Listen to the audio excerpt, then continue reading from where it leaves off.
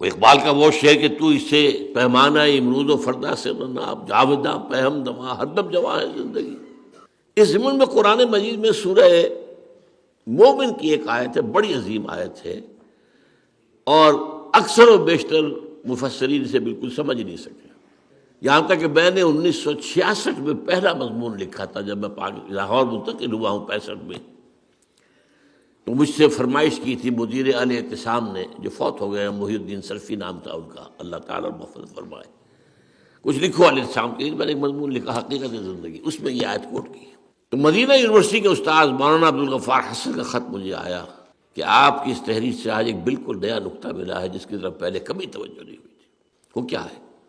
اس سورہ مبارکہ میں ایک آیت میں نقشہ کھینچا گیا ہے کہ جو جہنمی ہیں وہ فریاد کریں گے اللہ سے، ربنا امتنا اثنتین واحییتنا اثنتین فاعترفنا بذنوبنا فہل الی خروج من سبیل۔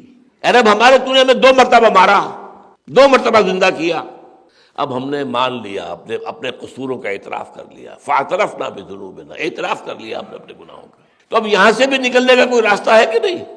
یہ 2 باتیں کون سے ہو گئے؟ ہم تو ایک ہی موت سے واقف ہیں۔ 2 احیا کون سے ہو گئے؟ ہم تو ایک ہی احیا سے واقف ہیں جو ہوگا قیامت کے دن۔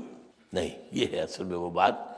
ایک اور انداز میں بھی یہ آئی ہے سورہ بقرہ میں، کیف تکفرون باللہ وکنتم امواتا فاحیاکم ثم یمیتکم ثم یحییکم ثم الیہ ترجعون۔ تم کیسے اللہ کا انکار کرتے ہو؟ جبکہ تم مردہ تھے تو اللہ نے زندہ کیا، پھر تمہیں مارے گا، پھر زندہ کرے گا، پھر تم اس کی طرف لوٹ جاؤ گے۔ اب اکثر لوگوں نے یہ کہا مردہ سے مراد یہ ہے کہ وہ تو عالم اس میں تھے، خاک میں تھے، اس میں تھے، اس میں تھے، یہ مردہ تھے تو زندہ کیا، بات غلط ہے۔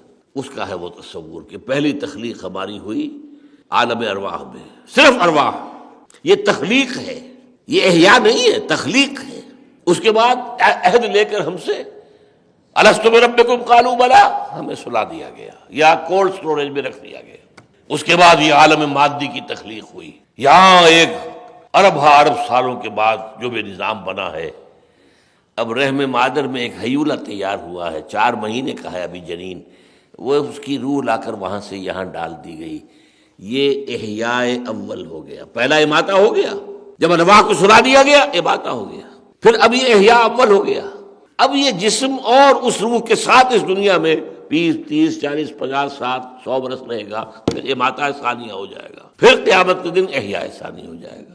ربنا امتنا اثنتین واحییتنا اثنتین فاعترفنا بذنوبنا فہل الی خروج من سبیل۔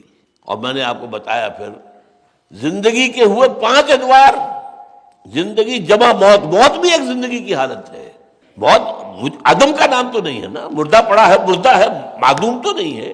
چنانچہ ہمارے وجود کے 5 ادوار ہیں، عالم ارواح میں، پھر روحوں کے کولڈ سٹوریج میں، پھر عالم مادی میں،